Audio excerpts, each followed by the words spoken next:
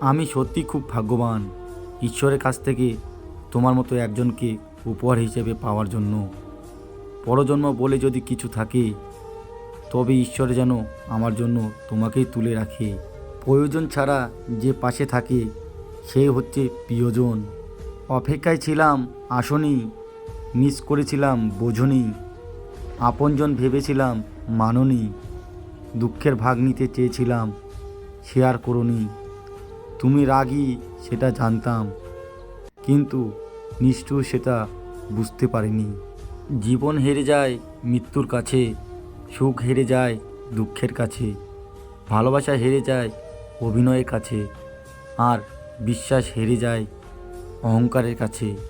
জীবনে অনেক কিছু হারিয়েছি, হারাতে হারাতে আজ আমি ক্লান্ত।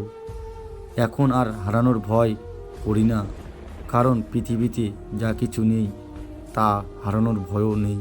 তোমাকে পেয়ে গেলেও সত্যি আফসোস করার মতো কিছুই থাকতো না।